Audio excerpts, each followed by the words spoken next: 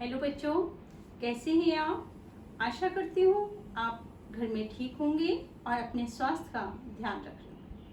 बच्चों, आज मैं आपको नया पाठ 10 मतलब 10 वाक जिसकी कवित्री हैं ललित जी, ये मैं आपको समझाऊंगी। पाठ को समझाने से पहले ये काव्यांश है और आप गद्यांश और काव्यांश के बारे में जानते ही हैं कि काव्यांश वो होता है जिसमें सब कविताएं पद वगैरह होती हैं, उनको हम काव्यांश कहते हैं। और गद्यांश जो हमारे निबंध टाइप के पाठ होते हैं, कहानियां होती हैं, ये सब गद्यांश कहते हैं। तो ये हमारा काव्यांश है।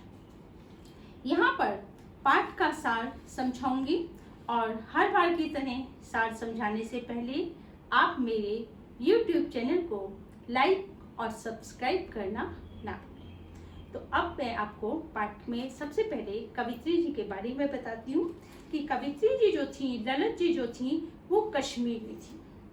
ये कश्मीरी थी, कश्मीर में ही इनका जन्म हुआ था। सन 1320 और 1391 के बीच का इनका समय है। 1320 में इनका जन्म माना है और 1391 में इनकी मृत्यु।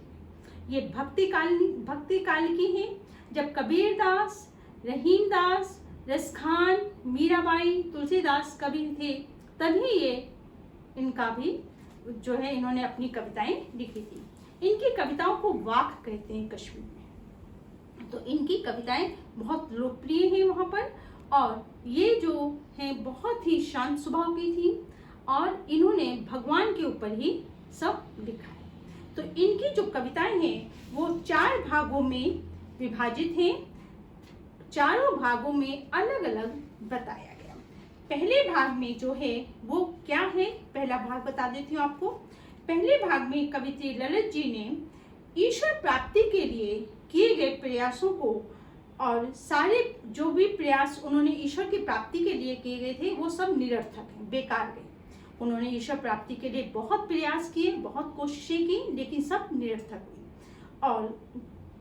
और इसमें मुक्ति के प्रयासों और ईश्वर के पास जाने की लालसा का वर्णन है। पहले भाग में उन्होंने अपने मुक्ति के प्रयासों का और ईश्वर के पास जाने की लालसा का वर्णन किया है। पहले भाग में ये बताया है।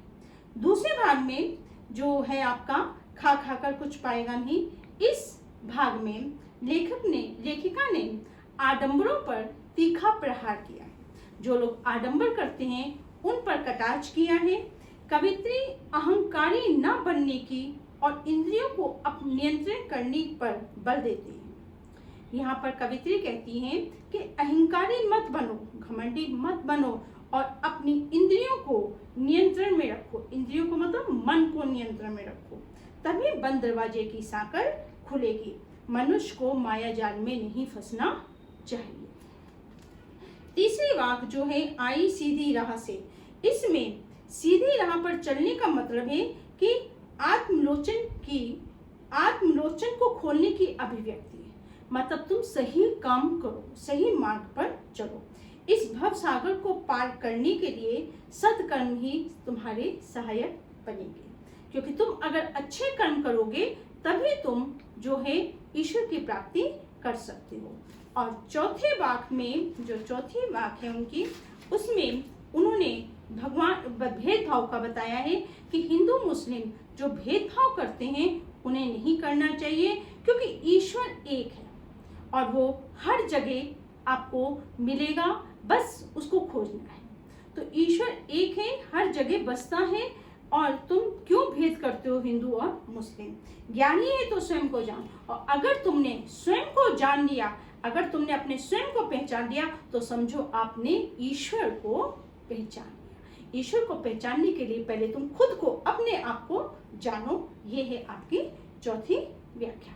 तो यहाँ पर मैंने आपको एक संक्षिप्त रूप में पाठ का सार समझाया है और मैंने लेखिका के बारे में बताया है।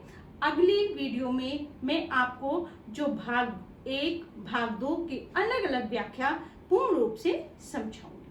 आशा करती हूँ आपने ध्यान से सुना होगा और आपको समझ आ गया होगा। धन्यवाद।